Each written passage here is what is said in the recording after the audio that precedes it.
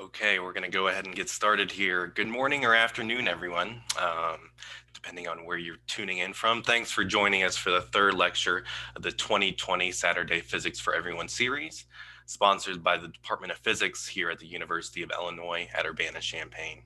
My name's Patrick Snyder. I'm the coordinator of this series and also serve as the recruiter for the physics department. Today, I'm happy to present to you the third installment of the 28th year of the Saturday Physics for Everyone series. This series is designed to give high schoolers and the general public the opportunity to hear from world-class scientists and researchers on the modern aspects of physics and how physics relates to the world around us. So the next talk will be in 2 weeks on November 7th at the regular time of 10:15 a.m. Central Time, presented by theoretical physicist Professor Jackie Nerona Hostler, who will be presenting her talk entitled Reverse Alchemy, Turning Gold into the Most Perfect Liquid. And a little bit as an added bonus after her seminar in 2 weeks after she'll present, we'll be hosting a panel for high school students who might be interested in studying physics in college. And this panel will include current and former Illinois physics undergraduates, and will include a frank discussion on what an undergraduate physics at Illinois degree is, some tips for high school if you want to be a physicist, and where an Illinois physics education can take you. So the event link for this panel will be the same as the Saturday Physics for Everyone link, and this all will be sent to you, to everyone attending today's seminar, along with the recording for today. So I encourage you to forward that to all your friends and family who might be interested in tuning into that discussion. So for today, let me give you a little breakdown of how today's event will go. First, I'll present Professor Yoni Khan, faculty sponsor for today's program, and he'll introduce today's speaker. And today's session is scheduled to last until 12:30 Central Time, and will include a Q&A discussion at the end of the talk. Now, questions will be taken from today's attendees, so I encourage you all to submit your questions by using that chat or Q&A box at the bottom of your screen, and that'll be continued to be monitored throughout today's talk.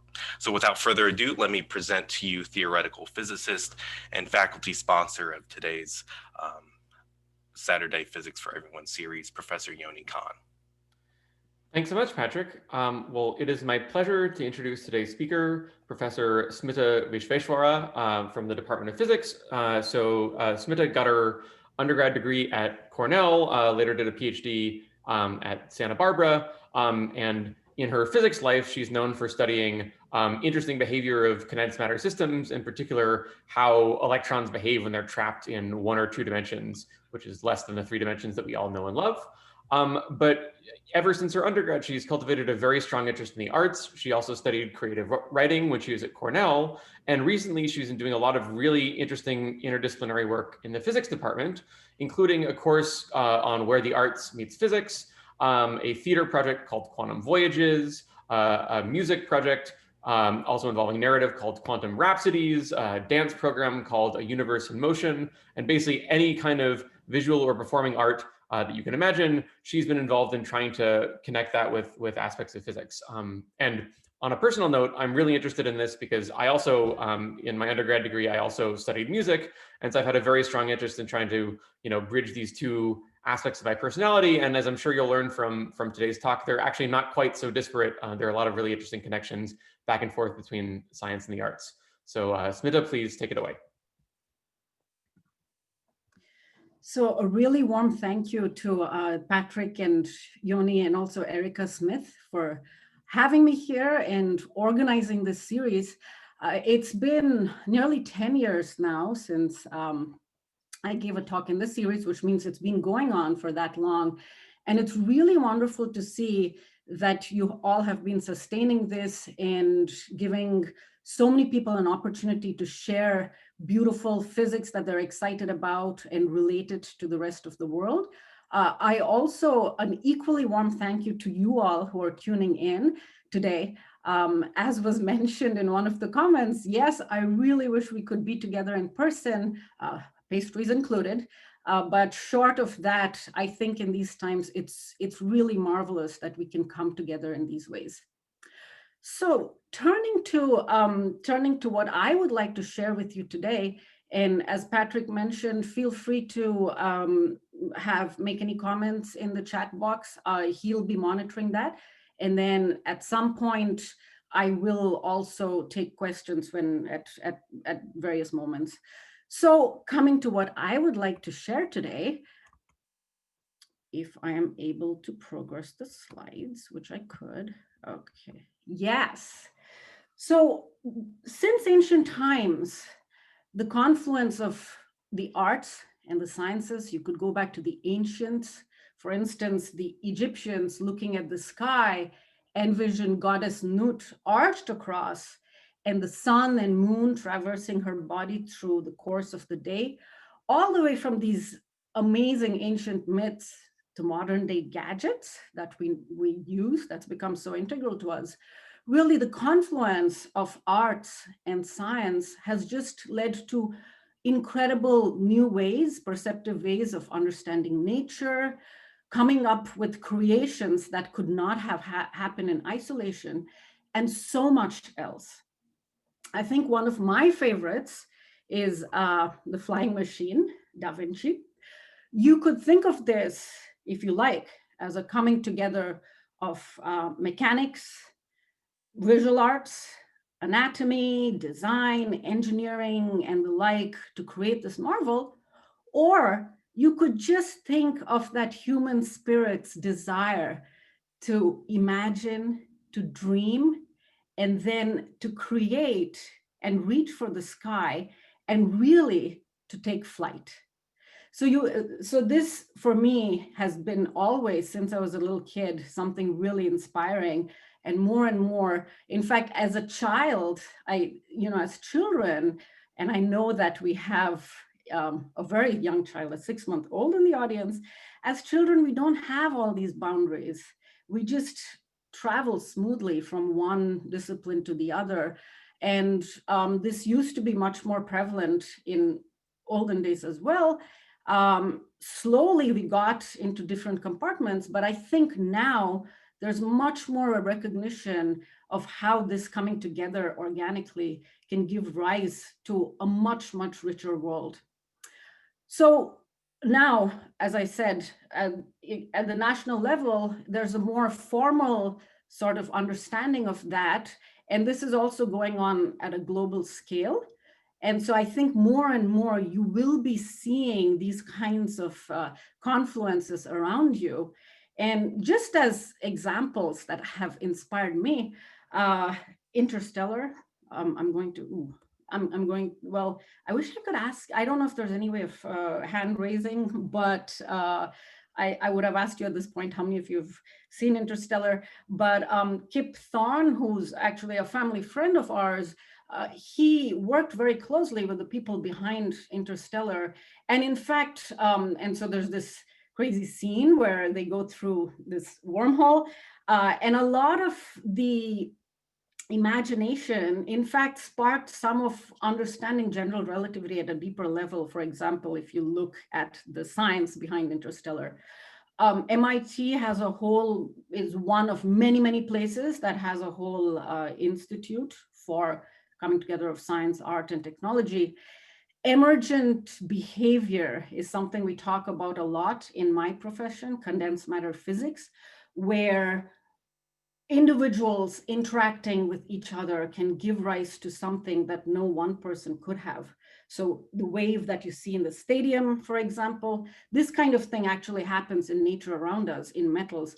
And so here you see this wonderful dance that shows you how the secrets behind superconductivity and how that's a really coordinated phenomenon. And you can sit in class and have all the equations you like to understand it. And in fact, Urbana has a wonderful history and present and future in superconductivity. But I think nothing can show you the real motion of these electrons when you like this flash mob that you see working together as a coordinated dance. Here, for example, when I went back to India, my other home, one of my friends is actually she brings together science and the arts, and she's actually offering a course where folk art is used to depict various things like wormholes here and the twin paradox and relativity. So there's a lot going on, and very much so in our midst. Over the years, one of the things that I've really enjoyed, and I don't know if there's any students out there who've actually participated in physical review, it's something we look forward to every year. And it's a performance, but a fantastic performance in its own right, but I've also found embedded in it incredible ways of understanding physics and really fun ways. Nico Yunes and Jessica really just joined us, I think it's about a year ago, from Montana State University.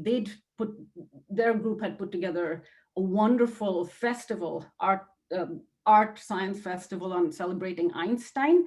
By the way, that's been very inspiring, something to think about for the future. And then if you're wondering what we can do in this virtual world when we're all sheltering in place or whatever it is, here's a really great example of Maggie Mahmood, and she's at U of I, and Fahad Mahmood, where they actually go into Fahad's lab. And I believe, I don't know, Maggie can, if Maggie's on, she can tell you if it's online, but it's really showing you what happens in these labs and the kind of phenomena that you experience, but all done as this parody. So there's a lot going on. And what I would like to do today is to tell you about this really euphoric journey that we've been on in the past several years, my collaborators and me, collaborators from many, many different walks of life.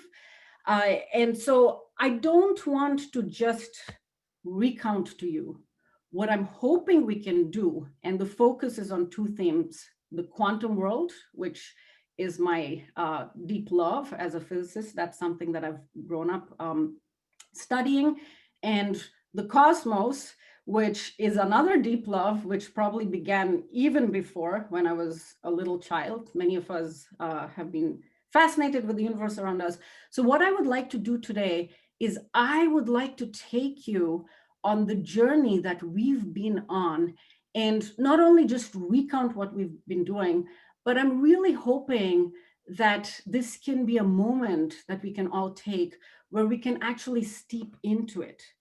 Of course, I cannot recreate what we've done, the actual performances or the like right here, but I will try to come as close as possible. And I really hope that it's not just sitting back and looking, but really steeping into the wonderful quantum and cosmic world. So just to give you an outline, I will, and this is, as Yoni mentioned, these are the three things that I'll tell you a little bit about. The interdisciplinary course, what made this really wonderful is the students. So I will tell you a little bit more about what we explored, how we explored, what were the creations that came about. And then I will tell you about these two performance pieces, Quantum Rhapsodies and Quantum Voyages, and not just tell you, but hopefully immerse you in some of the aspects of it. So I think this might be before we embark on this journey, if there's any quick comments or questions, now would be a good time. Patrick, anything that I have to pay attention to? I think we're good to go. All right, so let's do it. And I think what I'd like to do is I'll tell you a little bit about how this all came to be. I think Yoni captured it really nicely. So in a sense, my day job has been wonderful, really, really fun. And as I told you, it comes under the umbrella of condensed matter physics, and also a little bit of, a third of what I do also comes under cold atomic physics, looking at the coldest states in the universe, which are not really out there in deep space because cosmic background radiation keeps it at a temperature of 3 Kelvin. But what experimentalists are able to do on Earth is go down to nanokelvin. So we're talking about really, really cold temperatures where quantum physics becomes manifest. I'm a theorist, so pen and paper, and I try to understand the phenomena that come out. I won't go into all the various kinds of things that we study in our group, but nanoscale objects like these beautiful nanotubes that you see here. And Patrick, can my cursor be seen? Or anybody? Yep. When I hover, Yep. yes, okay. And Yoni mentioned lower dimensions. And when I first came to Urbana, everything from Santa Barbara, everything was flat. And I think, and cold in the winter. And I think that was great inspiration for studying what we do. We actually study cold quantum states in flatland, and it's amazing as to what kinds of creatures, quantum creatures, lurk in there. Another thing that's been really fun at the moment is looking at these coldest states of matter in under zero gravity conditions, and that obviously can hardly be looked at on Earth. And so in fact, where this is being explored is really aboard the International Space Station. So that's really my some of what I do during the day as a quantum physicist. And you can see here a picture of a black hole. I'll tell you an image of a black hole. I'll tell you in a second where my love for black holes also comes from. And as Yoni mentioned, I would always have something, art, that's my other passion.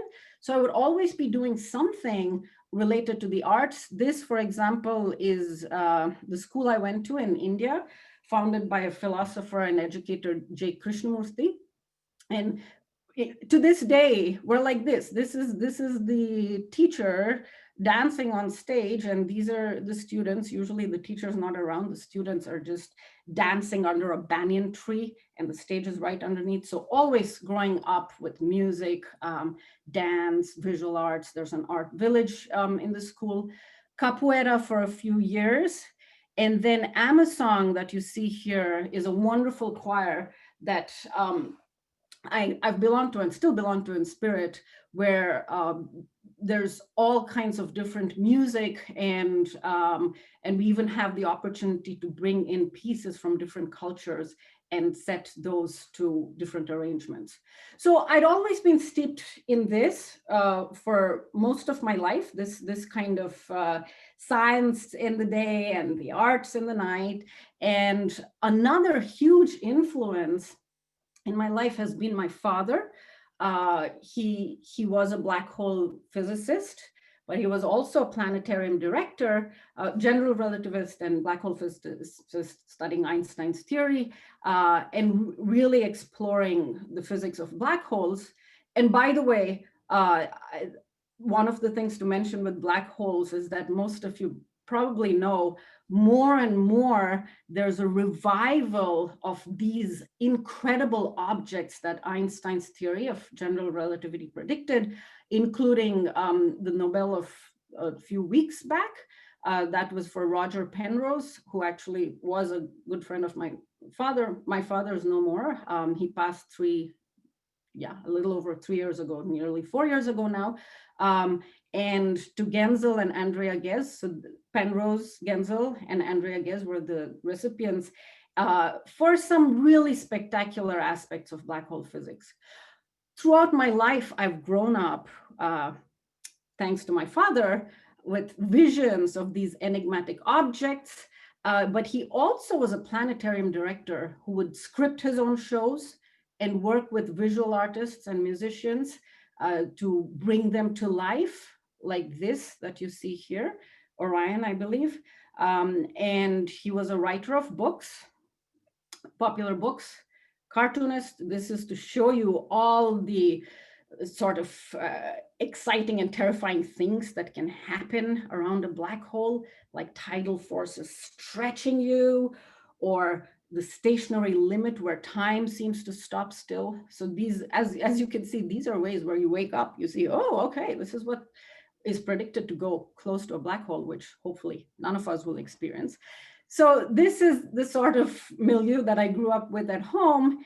And one of the things we started doing about 8 years ago was actually to write, we're writing, in the process of writing a book together. And it began on sabbatical 8 years ago now when I visited India.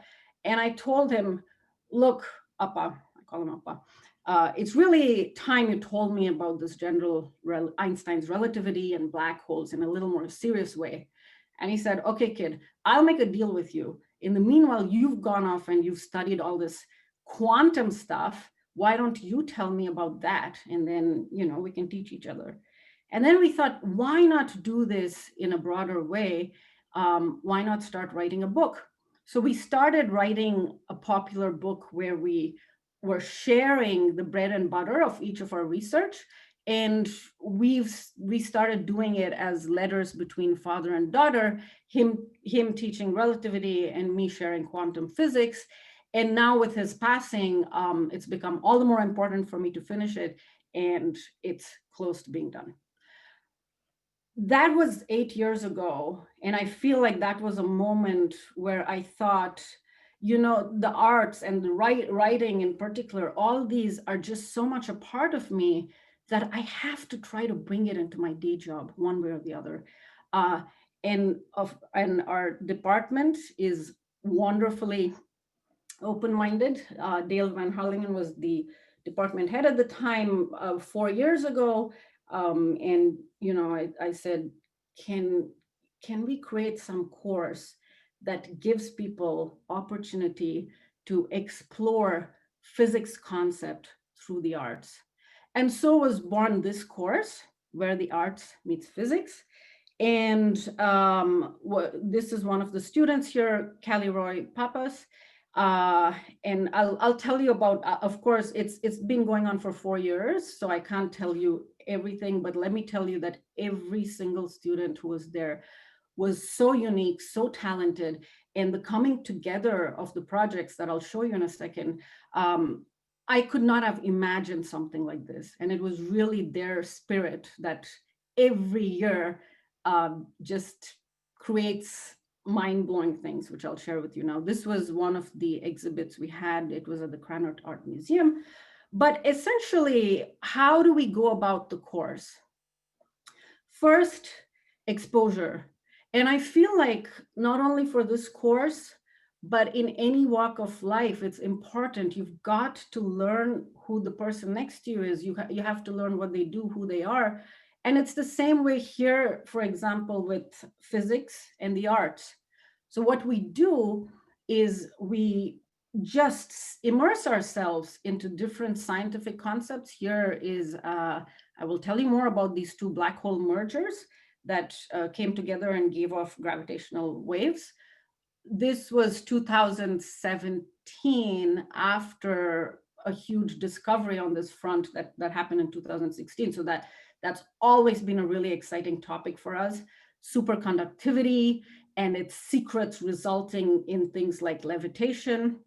These are just examples, and all kinds of different art forms, visual arts, performance design. So that's what we do. We bring in experts. Some of them are the students themselves. Some of them may be faculty. Some of them may be guest artists, for example. And then we explore.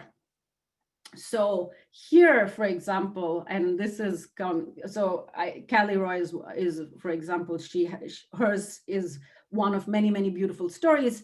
She had been doing pottery since she was very, very young. And she said, this is the sort of art that I want to bring in. She is also very interested in astrophysics. And so when we were studying gravitational waves, she took it upon herself to understand this in a little bit more detail. So these are, unlike sound waves or light waves that we know about, or water waves, gravitational waves were predicted by Einstein, and they're really the stretching and bending of space-time itself.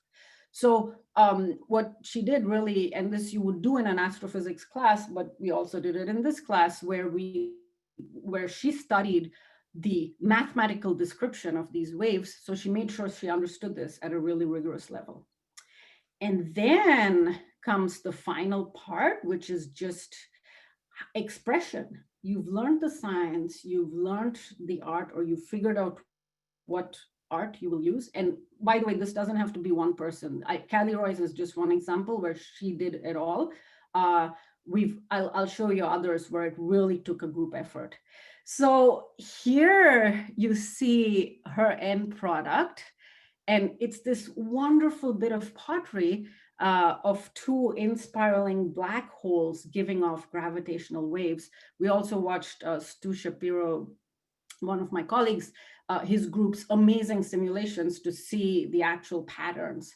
So, and for us, it just, we couldn't believe that this was displayed at the Krannert Art Museum next to another room that was exhibiting, 4,000 old pottery. And right by that was Callie Roy's piece here on two black holes merging. A year or two later, for example, Jiankang Fu, she took it on herself to use this beautiful Japanese wood cutting technique. And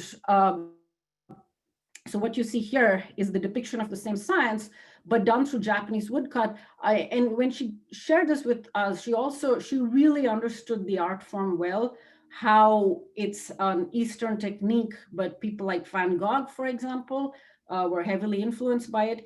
And the thing that is absolutely spectacular is that you'll see that this is a color print with multiple colors, which means you have to do the wood, you have to do sort of carve out the wood, but also make the print multiple times to bring each color in.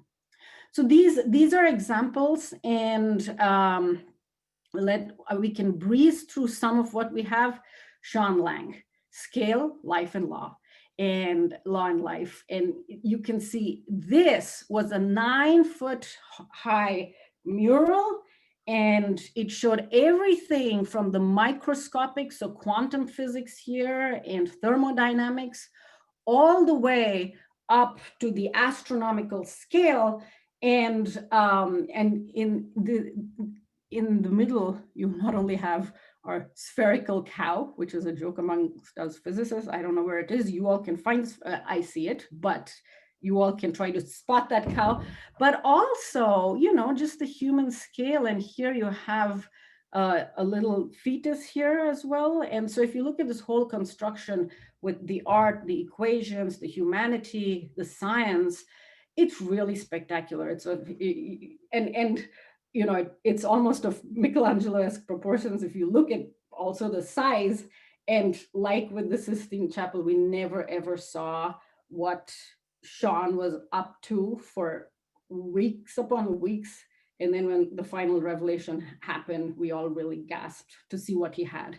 Let me see. I think I'm going to, just in the interest of time, breeze through some of this pretty quickly, but these were sort of Andy Warhol style depictions of some of the debates that took place during the formative years of quantum physics between Niels Bohr, for example, here, and Einstein. This was Napat's, really what he did was to cleverly put it in this very attractive fashion so that in the museum you were attracted to go right there and then see what the debates were about. Niels Bohr, Einstein, this person that unfortunately looks like Count Dracula because of his red eyes, good Halloween costume, doesn't usually have red eyes. He's Heisenberg and Schrodinger. So during the formative years of quantum physics, there really, and even to this day, there's really been big debates about what is the nature of reality. And one of the big things that the Copenhagen group here, Bohr and Heisenberg, maintain is that reality, what you see, is determined by the act of observation. A particle could be here or here or here or here at the same time, but it's the act of observing that pins it down to being in a particular place. Einstein and Schrodinger were really, really disturbed by that. Huge debates broke out. And so what this is really showing you, it's called a pop in the quantum revolution. I think that was the name. So this is something that you see. Okay, so let me just quickly whiz through yet another large scale. So one of the other big pieces that we had was something called the cosmic chamber, or the cosmic canopy, actually. And this was really inspired by this LIGO discovery that I told you about, where after 50 years of labor, gravitational waves and toil by thousands and thousands, gravitational waves were detected from to inspiring black holes about a billion light years away.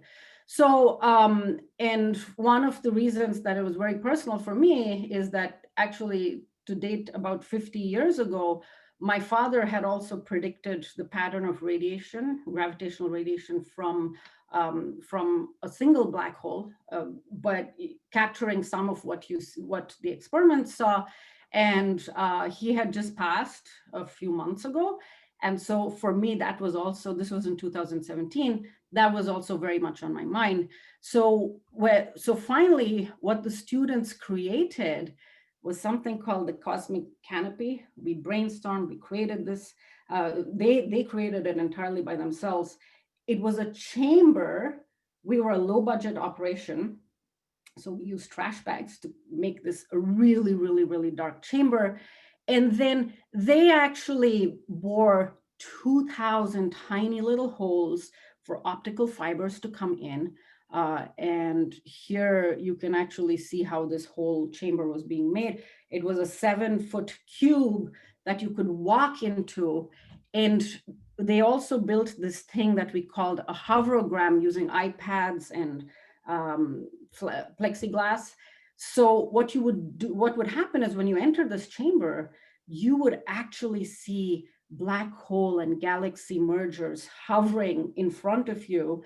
And then one of the other students, Andrew, he actually created, he's a musician, so he created this sort of ambient music scape. And so you would walk into this and really be in the zone for however long you were in. So this was something that I think this was one of the biggest creations. And so hopefully this gives you a little taste of the kinds of things that we do as a group. And this, for example, Universe in Motion, Yoni mentioned this a little bit. This, we told the entire story of the universe from the Big Bang to the creation of our precious Earth, all done through motion. Kirsty Simpson is who you see here. And she had her students actually perform this whole dance as part of her extended event. It was the last fragment of that in the Champaign Library. So that, I hope, this was a sweeping tour of some of what we do. And once we are able to come back again together, or maybe in more informal ways through this virtual forum, our hope is to bring some of this back to life. Well, that will never stop, by the way. There are so many innovative ways of doing this virtually too. So that is a sort of sweeping tour of the course. I am happy to take any comments or questions before we get into the two performance pieces, Quantum Rhapsodies and Quantum Voyages. So just a few comments. Ted mentioned that I think it was referring to maybe some of the gravitational wave pictures. Some of them look very Escher-like. Yeah, and kind of the never-ending staircase, right, with MC Escher. Yes, absolutely. And I think, and thank you for bringing up Escher, because I think, okay, I will further comment on this. Escher is a really wonderful example where math and art come together. There's the never-ending staircase. There's also, if any of you have seen this, it's called something like Angels and Demons, but it's done in a circular, well, it's a circular piece, and you actually see these angels and demons being really, really big at the center, and then ad infinitum, they just keep becoming smaller and smaller and smaller. So in principle, there are an infinite number of them when you reach the edge of the disk. The thing that's amazing is that translates to hyperbolic geometry, which is the basis of not only general relativity, but recently I heard a marvelous talk given, I think it was maybe the Krannert Art Museum, but somebody who's building coral gardens out of crochet. And she uses both, and this is a project, it's an open project, really great, you can look it up. And she actually uses this sort of hyperbolic geometry to create these coral patterns and bring to life the sort of coral landscape that you would see in the ocean. So I think absolutely Escher is a really great example where math and art come together. Yeah, great. And then just Ted also mentioned that there are some wonderful fiction books that explore some of these connections kind of early on in your presentation. You mentioned Flatland. I haven't read that, but is that by Martin Gardner by any chance? Maybe Ted, you could. Ted, you can unmute It's yourself. the like Edwin Abbott, I believe is his name. Okay, I haven't read that one. Okay, well, good. Something to keep in mind for all of us. What is it about? It's basically just an exploration of, what life would look like in 2 dimensions. Great. Oh. I will definitely read that. Any other thing, Patrick? And then Michael just mentioned really like the debate depictions. Oh, cool! Yeah. Wonderful. Yeah, it's so interesting what catches whose eye, and I have to say, this is why I really like working with students so much, because I mean, the imagination that I'm sure there's a lot of students listening in, really, that you all have is so wonderful. We couldn't have imagined it. And also, we're sort of the older generation, so we don't like, I'm so out of touch with different modern kinds of art. So that's also an eye-opener for me as to the different styles. And I would not, and also different cultures. For example, I'd known about the Japanese woodcuts and really enjoyed them, and also tried it out a little bit. But Zhang Kang, for example, she brought this in, and so each of these are just, I think it could never happen unless there were all these liberated minds ready to plunge into it. So yes. Yeah, diverse group of liberated minds, right? Exactly. Different experiences, and yeah. Absolutely. Diverse group working together. That's the thing that, and by the way, on that sort of note, that's also, and I feel like in these times, it's something very important to do. We have these conversations in class. So we have a presentation, but really a lot of it is a sort of deep listening to each other without judging. And so really creating that space where you can sort of, freely share what it is that's important to you. And so the science and art that comes out of it really comes from that space. Yeah. Okay. And then, I think Kara just mentioned EKAH, EKAH, maybe an organization, Steampunk Grub does very interesting art. Oh, I love it. Patrick, if there's a way of recording all these connections, yeah. Great. I love steampunk. And one of the things I showed at the beginning was, I think it was Cirque du Soleil, and they had this whole steampunk theme where the flying machine, again, was part of it. So yes, there's a lot more to be said on that. Other things, I don't mind if I don't finish everything. It's really okay. I might breeze through quantum rhapsodies just so that I get to the end, though that's a very, very important piece for many of us. But I'd rather be having the conversation here. Yeah, I think Kara shared that link. So thanks for that, Kara. I think that's it. If you want to kind of. Sure. So this piece. And oh, by the way, a lot of the art that I'm showing you, for example, the cover slide was by Grace Sun, that she created this in the course. Quantum Rhapsody, some of you may know Spencer Hulsey. a very talented physicist and artist. And she was in the course the last time I taught it. This is a painting of the, well, okay, that it comes into our piece. So this piece, I had joined the Beckman Institute. I should say that's also played a really important role in that a lot of the science and art projects, it's really in addition to, so the physics department, Krannert, all these had been various spaces where I would be exploring. And then a lot of it has come together at the Beckman Institute. And so that's been a very, very special thing. So Quantum Rhapsodies really started when 2 years back, I'd gone to India and we'd revived one of my father's Planetarium scripts. And the way we did it was a sort of intimate space where there was narrative and the visuals were projected. And then we had a classical musician one of my friends actually, who's now a musician, sort of sing, and it was a dialogue between these three elements.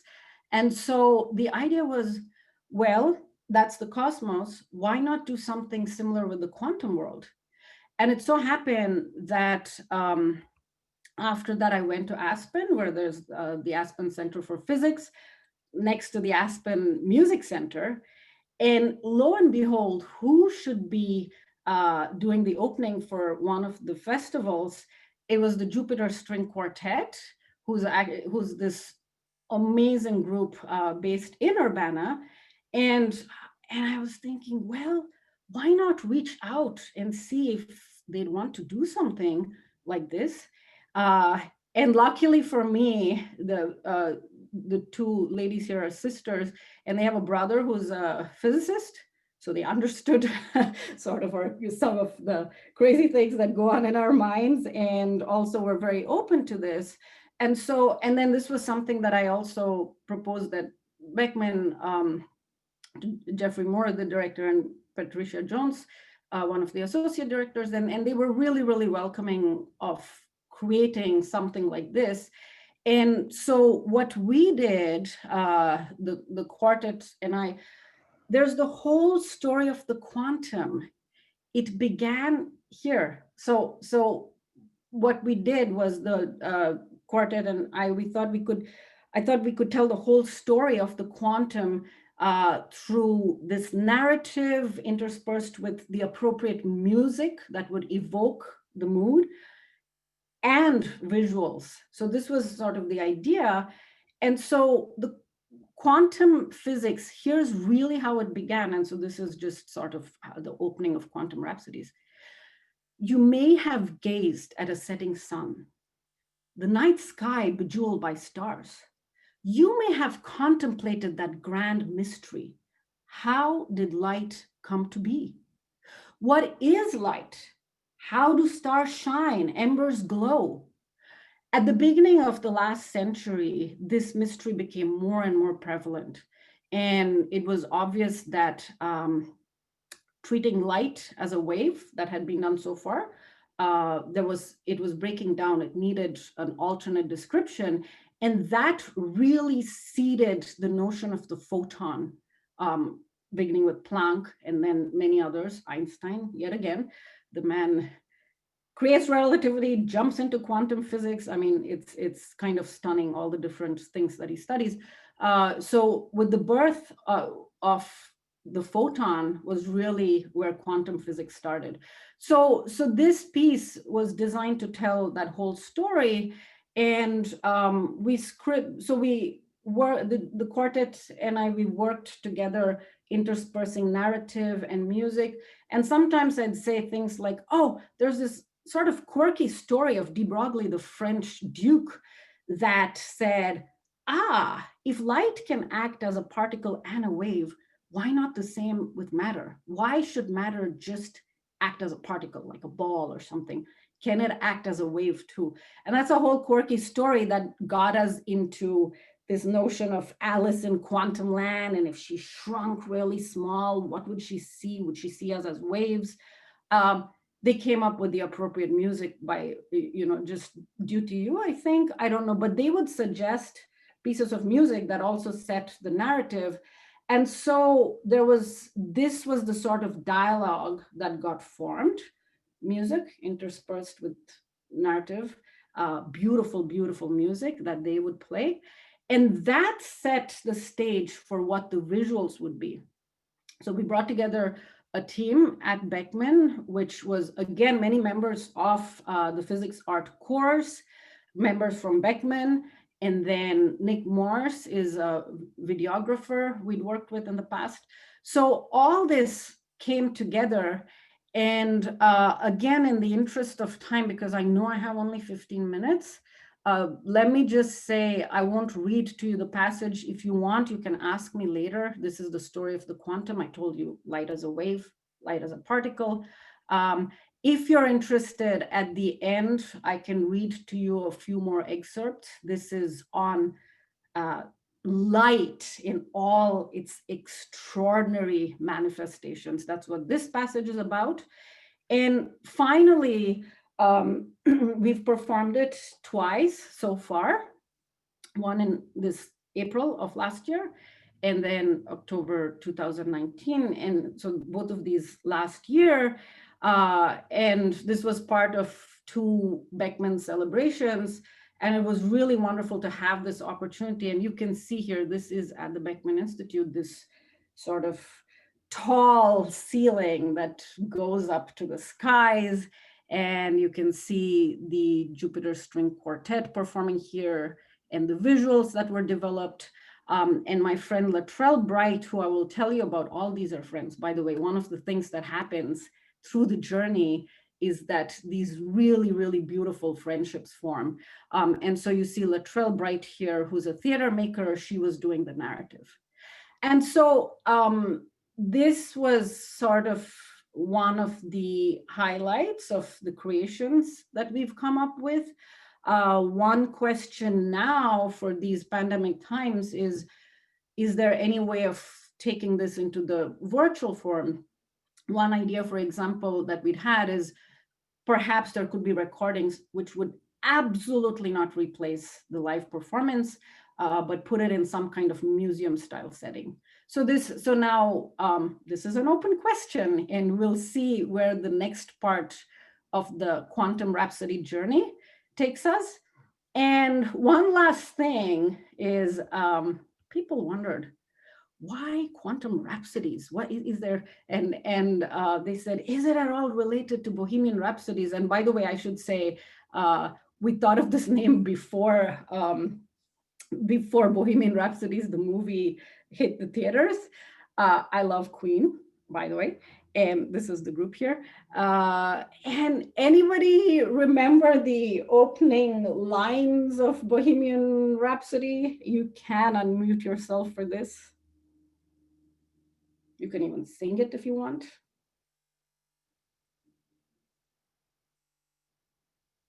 Nobody.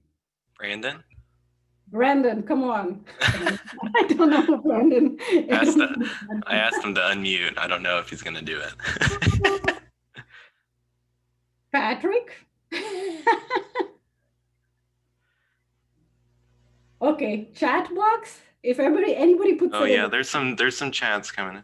Yeah, Patrick, go ahead, read it. Another Patrick, Mama, I just killed a man. No. I think that's the actual, is that the video form? It is. It's definitely part of that song. Yeah. That's not the one we had in mind, just the opening line. Yeah, is this the real life? Yeah, Patrick, sing it. Come on. No, you don't want me to do that. Fine, say it. Say it. Yeah, is this the real life? Is this just fantasy? Go on, you're good. What is it? Caught in a landslide? Yes. Escape from reality. Yes. Okay. No escape from reality. Thanks That's for all that. That's right. And honestly, it didn't have any relation except that one day I want to do a whole Queen style depiction of something. It didn't explicitly have any relation, but obviously it must have been lurking, because if you ask what quantum physics is about, it's really exploring the nature of reality and the wave function that collapses, and then you have no escape under observation from depicting what your reality is. So anyway, that's just an aside. Okay, but I think, Patrick, do I have 15 minutes for the last part of what I'd like to say? Yeah, I think so. I Okay, think just one quick question, if there's time. I think it's just a quick sure, one. sure. Thomas asked, are students more often artists coming to physics or physicists going to art? Ideally, I'd like both, but one thing is, because I'm in the physics department, my reach to physics and engineering is really broad. I'm well connected also with a lot of the arts, but the thing that's amazing that happens is that a lot of the physicists and, more broadly, many of the scientists that join the course also are artists, many of them actually professional. And so they also see this as an opportunity where they can bring both sides of them together. And that's also, so there's more scientists than artists on average. And many of the scientists also have some kind of artistic thing that they've been practicing, and that works really well. Yes, and now, and they've been fantastic. I will say, when scientists and artists practicing that at a professional level, even in terms of a major, when they come together, there have been things that, again, have been unimaginable. And so, yeah. Any other quick ones? Just some comments, but we can hit those at the end. So, Okay.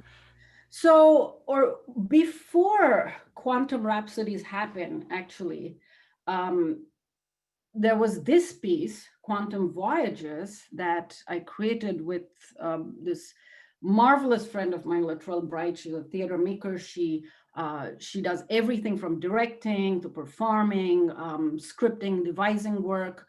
And she's had several performances at the Station Theater and the Krannert Center. And by sheer good fortune, well, Sam Smith is at Krannert. Some of you may know him. He introduced us just by happenstance. I was going in, so a year before Quantum Rhapsodies, I had this vision in my head when I finally decided to cut loose of this journey through the quantum world of operatic proportions. And I should say naivete has actually taken me rather far. If I even knew what was involved in this, I'd be so daunted, I'd stop right there. And so I went to the Performing Arts Center thinking, oh, is this something that we can make happen? And so it turned out that, okay, this is not of operatic proportions yet, but I also, thanks to Latrell and many other people that I worked with, just discovered the joy of, focused theater and what you can create with it. And of course, I had this incredible guide and we worked together. So this story, and there's a whole story of how it came to be. I can say more if you're interested, but essentially, it's the tale. Okay, let me put it here. And originally, again, me with my sort of more, let's say, maybe old-fashioned sort of outlook, I was thinking of some ancient Greece, and there were two voyagers, Terra for Earth, and in Sanskrit, and sorry, in Greek, and Akash in Sanskrit, meaning sky, guided by the spirit of wisdom, sapienza, going through these different quantum lands. So this was the premise. And then the idea is that slowly they'd go on these adventures together. And we had something called a quantum ensemble. So it's a bit of a geeky term if you know it, which I love using things like that. But it's like a Greek chorus. We thought of this as a Greek chorus, and they could transform. If you went to the land of light, they could become photons. if you're cast in the Fermi sea of electrons, which is really what you have inside metals, for example, it's this treacherous Fermi sea, they could transform into those electrons. So that was their role. And so this was the piece, and we were also inspired by many things. For example, Ovid's Metamorphoses has this whole arc of a journey. There are many such stories. But also my son, who's 9 years old now, and this was about 3 years ago, he was in the Nutcracker. And so we were really into it. And it's the same thing. The Nutcracker and Clara, they're going through these different worlds, and there's Herr Drosselmeyer that's leading them, and they see, and the action happens. So we felt like this was something that would appeal to just everything, people from very young to everybody. And so that's how Quantum Voyages came to be. And we explored photons. We explored some really strange puzzles by Schrödinger, for example, Schrödinger's cat mysteries. And the other thing that happens in this work is that in moments of strife, like drowning in the Fermi Sea, it's disaster. And so what they do is they invoke quantum sages. These are real life physicists, so my colleagues, who come to stage as themselves and impart their wisdom, and that wisdom saves the day. So you see Gina Lorenz here, for example, talking about light. She wrote a whole piece in iambic pentameter, and Brian DeMarco talking about the cold spaces in the universe that I mentioned. And in the first version, we also had Nadia Mason talking about the treacherous Fermi Sea. Tony Leggett, the wise, imparted his wisdom on quantum physics, and Dale Van Harlingen came at the end and told them about the secrets of superconductivity. So these are all your professors at U of I, very multi-talented, as you can see. And so this is what the piece is about. I don't have a chance to go through the whole Schrödinger cat thing. You can ask me about it. It's one of the craziest things in quantum physics. And so, yes, this piece now has come to life. It came to life 3 years ago, I think. And we first performed it at Tony Leggett's 80th. And then I've been working for the past few years with Brian Schwartz, who has been putting up at the American Physical Society meetings. He's been bringing science theater for years, and I got very inspired. I talked to him. This is Silent Sky, for example. So in the past 3 years, we've been doing it together. And so Quantum Voyages was one more thing that we did at Boston at the APS March meeting. And you can see Dale here, I believe, talking to Sapienza. And then as a finale, let me just say that we were all set I was on sabbatical at UC San Diego this past academic year. And the idea was that this summer we would bring this to San Diego and Santa Barbara, my alma mater, in May. That was the idea, have half the group be from California and the other half from Illinois. But we know what happened. And I don't have time to go into this, but this was a meeting in February that the Center for the Physics of the Living Cells and Charlene Dinos organized an educational meeting. And I told them a little bit about work that I'm doing with my biophysicist mother. And I had also told them that we are set to, I gave a talk sharing this science and art. So I'm working with my mother right now on proteins, actually. And the pandemic hit. And so right now, with my mother's story, what we're doing is, and she's alone and locked down in India. One of the things that's actually brought us together is working on the coronavirus spike protein when we're doing that remote, you can see art at work again in this sorry situation as well. But as far as quantum voyages went, the thing that was amazing is that we had the whole team gathered and not a single one of them stepped down. They said, we've got to do it. We will do it all through Zoom. We'll do it all through Zoom. And we can, we'll pull it off. It won't be the same quality as live theater. We had all the scientists lined up, mainly from UC San Diego, and people. So this is Michael Hyman, who's a physics graduate student. He's been there for all the iterations.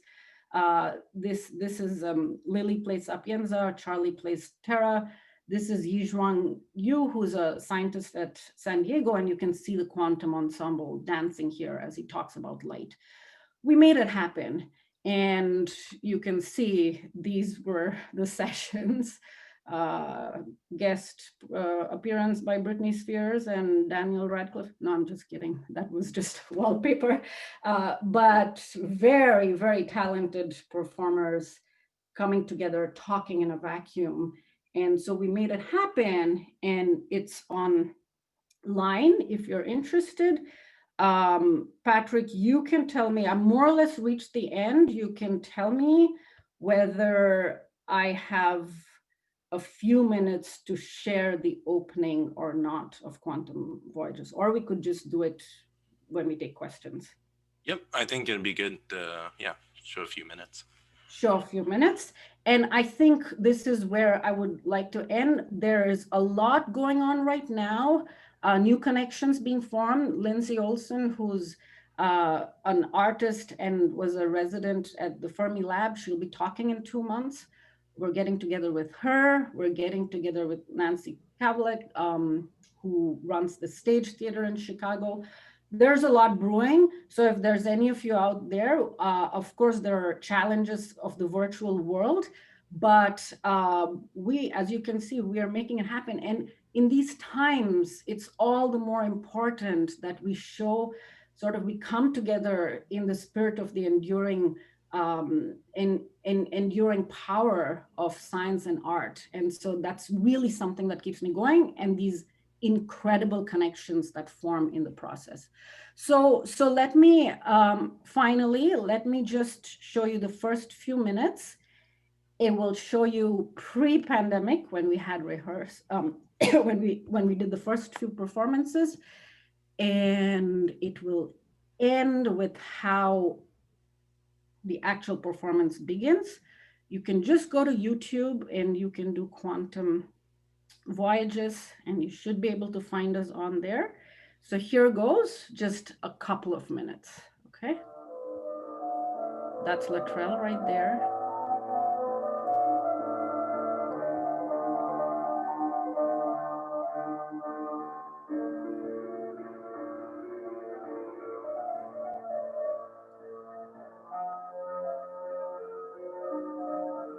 Rehearsal. Gloria, a former student. Cheryl, who's in the office in physics. And lots more.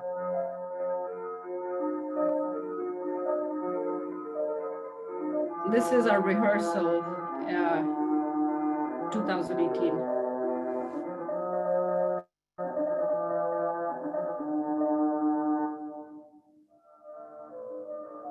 Theater acts as our modern day campfire. That's from Latrell. You can read what we have to say.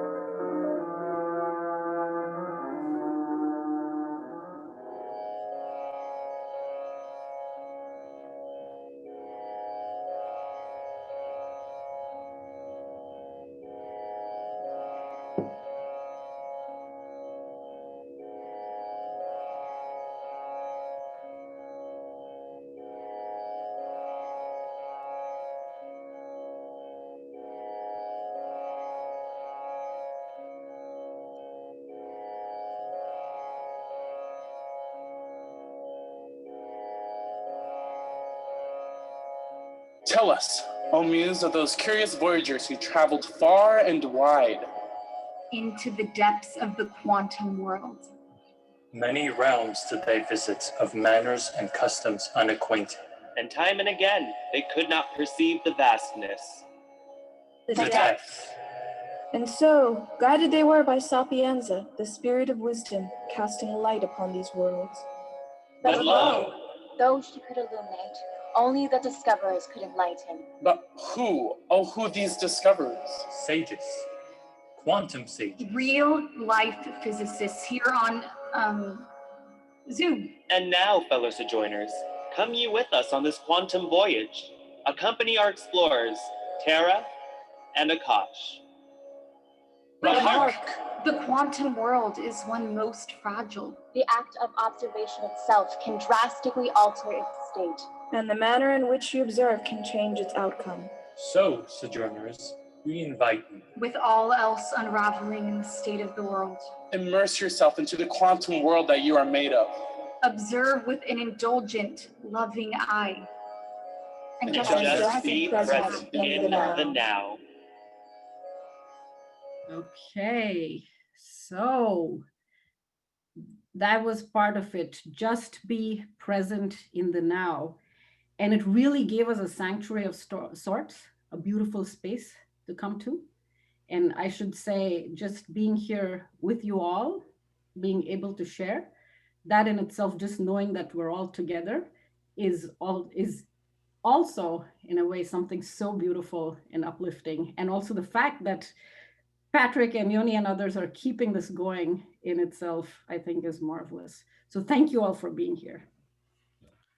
Thank you so much for being so gracious with your time and taking, time out of your day, especially, in California, you had to wake up, early to prepare. And so we certainly appreciate you taking your time out of your busy schedule.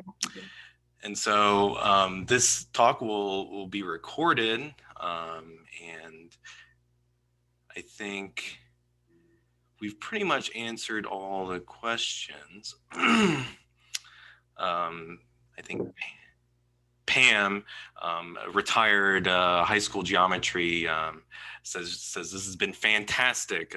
She also loved art, and she said from the music I recall listening to the planets, and so I know you've been mentioning that too. You've mentioned that, so absolutely. And we actually also had in one of the classes we talked about it quite a bit, and we even had a student who built his variation on the planets to all through music. Yes, Holst is one more really inspiring example.